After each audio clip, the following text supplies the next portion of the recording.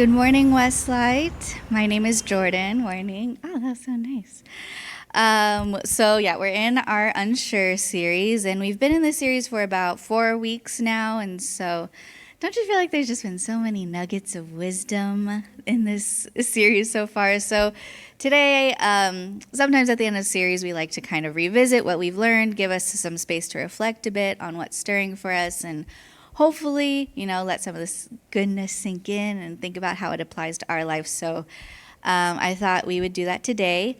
And I just want to apologize in advance if I sound out of breath. Whenever I speak when I'm pregnant, I sound like I just ran a marathon or something. So that's what's going on. But so throughout this series, like we've been saying, there's no formula for decision making. But I do feel like we've received a lot of tips to help us choose our own adventure kind of deal. So, we've heard it's not really about the destination or the final decision, but more about the process. So today we're going to really lean into that and kind of think of this as okay, how are we preparing for a trip? How are we preparing for our decision-making journey? So first thing when you start planning a trip, right, you want to know yourself, right? This is kind of like what Tim talked about last week, talking about awareness and understanding.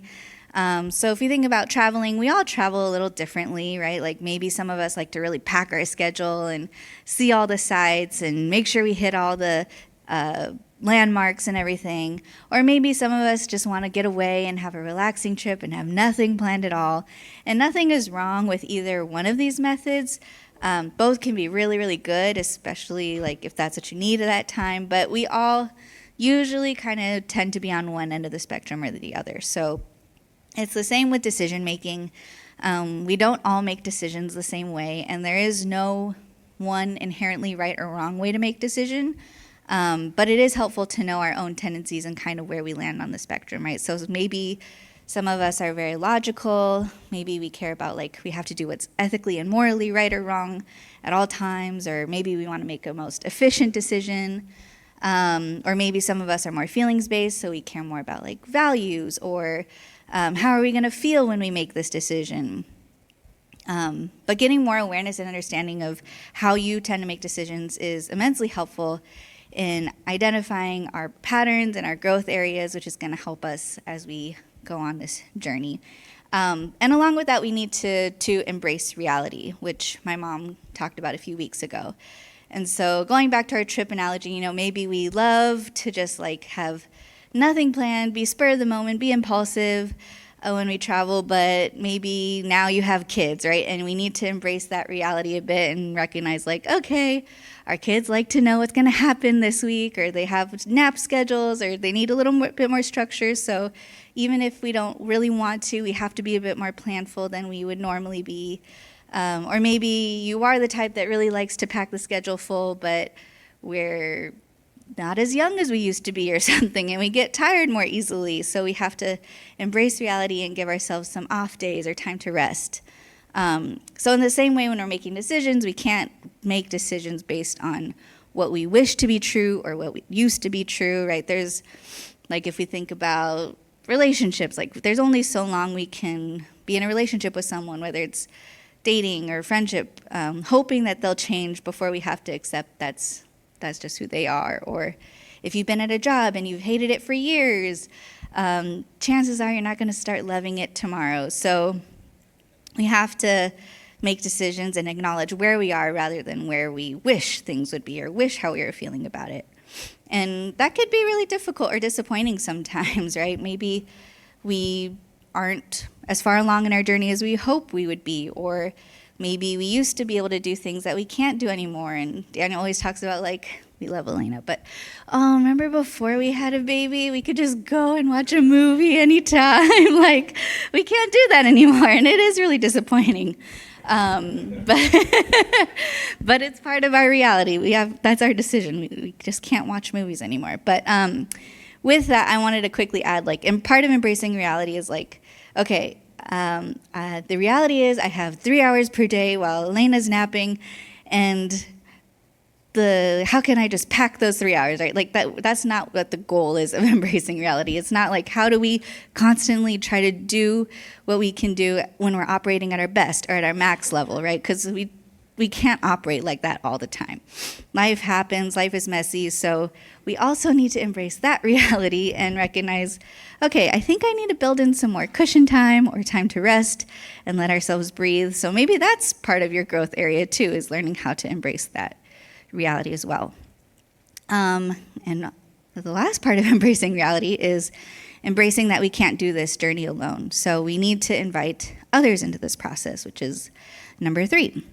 So this is something we've been talking about throughout the whole series, is how we need other people involved in this. So sometimes, going back to the traveling, sometimes we literally do travel with other people. So like our small group, we try to travel together once a year, and we all, I think, individually travel a little differently, but we make it work and it's lots of fun.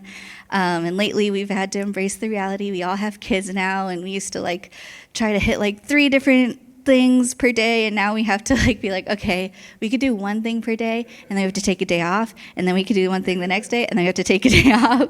But it's still lots of fun, even though it looks really different. But even if you're not traveling with someone, it's still nice to have people with you as you're preparing, right? So before we go on a trip, maybe you want to ask someone who's been there before, what did you like? What did you do? Can you give us some tips? And it doesn't mean we have to follow their itinerary or decision exactly, but it's still helpful, because when we don't ask, sometimes we miss out on something that would be a really great experience. And so when I think about this, especially in terms of traveling, I think it's really helpful to have people who know you and who know what you enjoy. So if it's not always helpful if you ask someone and they just tell you all the things that they like and has nothing to do with you, and maybe you are completely different than them. But it's helpful if they know you and they can say oh, I think you're really gonna like this, or I know this is not really your style, but it's really worth it. You should just try it out. Or it could also be helpful to have an expert. So I don't know, I never used one, but a travel agent or something who that's their job and they have a lot of expertise and knowledge about this area and that you can glean from. And so this makes me think of what Kotz talked about a few weeks ago, someone who is not so closely related and doesn't have so much skin in the game, but can still offer you some outside perspective. So yeah, whatever it may look like, I feel like it's helpful to have multiple people in the process. And so, yeah, when I think about how that applies to decision making, especially with the outside perspective, that could be a therapist who's slightly removed from the situation, who can offer you some outside perspective, who can provide different insight that maybe you didn't think about, who's not so close to the situation. Or maybe you do need someone who loves you and knows you and will affirm you and remind you that everything will be okay, right? And sometimes we just need people who will speak truth to us. Sometimes we do need people who have been there before and can give us advice. Sometimes we need all of the above. It really depends on our scenario, and I think that's where all of the steps above really help, knowing ourselves and embracing reality. That's going to help us choose, okay, who do I need to bring with us on this journey right now? And of course, the last piece is we need to invite God in this process, and He is there throughout the whole, all 4 of these steps. He applies when we need to know ourselves, right? So maybe there's something that we've been avoiding, or that we think I feel really worried or anxious about that. I don't really want to think about it. I think that's where we can invite God into that process of knowing ourselves. So I like how Pastor Stan put it the first week, inviting God is adding light and love. And so inviting God into those places that feels dark and scary, and learning to receive their love for all of us, especially in areas where we feel pain or shame. And when we think about embracing reality, God is there too. The great thing about God is that they meet us exactly where we're at, right? We don't have to be in a specific place for God to be there. And when I think about things that are really disappointing, or parts of reality that I just don't want to deal with, it's comforting to know that God's light still shines there, and that we're not alone in those spaces, and that we are loved. And God loves us so much, right? we've talked about this throughout the series too, that God doesn't want us to be alone on this journey, right? They're not just waiting for us at the destination or even like one specific destination. They're with us throughout the whole process, and they want to take the journey with us. And so even when we think about the traveling analogy, like it doesn't really matter what the destination is. It doesn't matter if you're going somewhere tropical or somewhere urban. Like all these things still apply, right? And no matter where we're going, it is impossible to plan a perfect trip. Things tend to go wrong. There's no such thing as having the idealistic, perfect vacation all the time. But really, that doesn't really matter to God, right? God is more interested in the experience and how they can use that experience, especially to help us know their love more. So again, it's not about perfection when it comes to our decisions, right? There may not be an inherently right or wrong decision, and that's okay. And so I'm going to quote Pastor Stan from last week. I love what he said, that God's not interested in what we decide as much as what is becoming a part of our character or our heart in the way that we're deciding. So even if we make the, quote, right decision for the wrong motives, I don't think God is necessarily happy. I think he's more happy if we make the wrong decision, quote unquote, but have the right motives, because it's going to give God an opportunity to build on that. And when he said that, it reminded me of a story that Jesus talks about in Luke 15:11-32, which is a story of the prodigal son. And I'm not going to read the whole story today because I think most of us know, but basically it's a story of two sons and their father, right? And the younger son basically asks for his inheritance while the father is still alive, which is like strike one. And then he goes off and squanders it all, which is also a big no-no. So he ends up broke and hungry and decides, you know what, it would be better if I was just to go back and be a servant for my father. So I'm just going to go back and apologize and beg and grovel and hope he just takes me back as even the lowliest servant, because that's got to be better than this. But when he gets back home, before he can even say anything, his father runs out, greets him, hugs him, kisses him, and is so filled with compassion and love that he throws a big party to celebrate his son's homecoming. So that's the younger son's story. Meanwhile, the older son has been staying. He works hard for his father. He's a dutiful older son. And then when he sees the younger brother get all this stuff, he sees the celebration and the party, he gets a little angry, right? And a little bit jealous, I think. And when that happens, like the younger son, the father goes out and reaches out to the older son, invites him to the party, tells him what's mine is yours, offers the same generosity that he gives to the younger son. And that at the end of the story, the older brother is left with a decision. Do I choose to receive the love, and do I choose a relationship with the father and my brother, or do I choose to stay angry and cause a rift in those relationships? And so when we look at those two stories, when you look at the younger son's decision, at first it looks like he made the wrong decision, which, who knows, maybe he would have made a different choice if he could do it all over again. But in the end, it brought him closer to the father.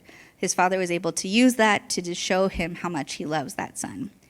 And I think that just made him so happy that his son returned and he can build that relationship with him.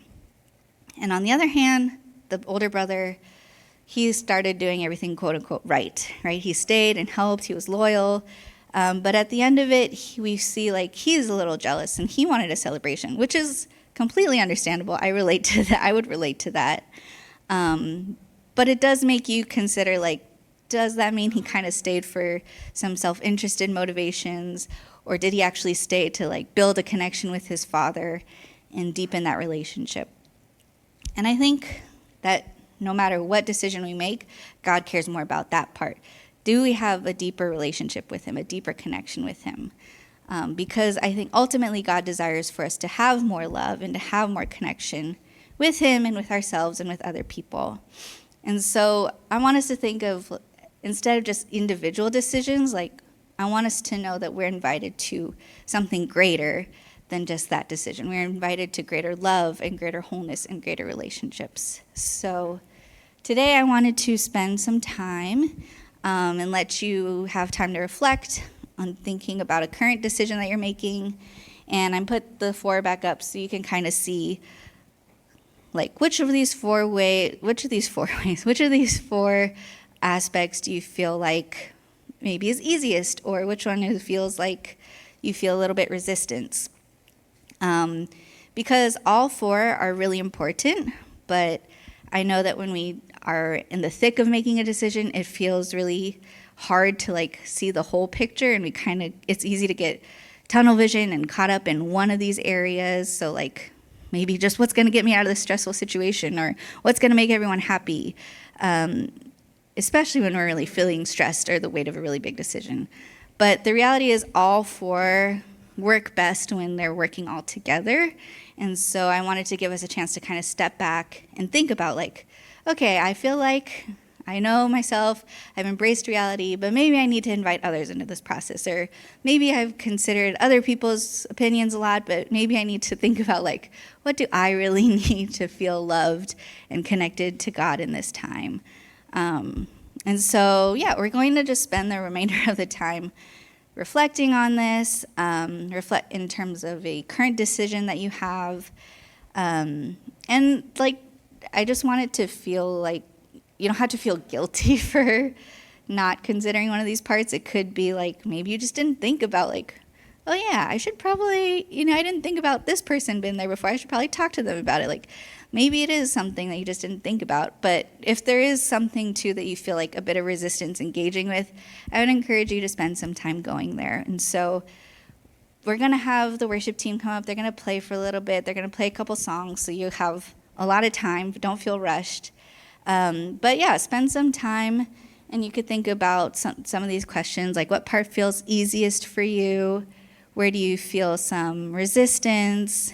And then I encourage you to spend some time, whether it's reflecting on your own, whether it's praying and talking to God about it, or even talking with other people about it. We have a nice, intimate church today, so you can take some time in here or going outside and sharing with someone. But yeah, especially if you feel like there's resistance in a specific area, like, oh, I really haven't talked to God about it because I'm afraid what he's going to say, like, then maybe you need to pray this morning. Or if you're like, I feel a lot of like shame and I feel really alone in this, like maybe that it'd be good to talk to a safe person here today about it. And so I encourage you, if you feel ready, to try one of the steps that you have been feeling resistance. So as they get ready, I'm just going to close and pray for us. And I encourage you to really take advantage of this time this morning.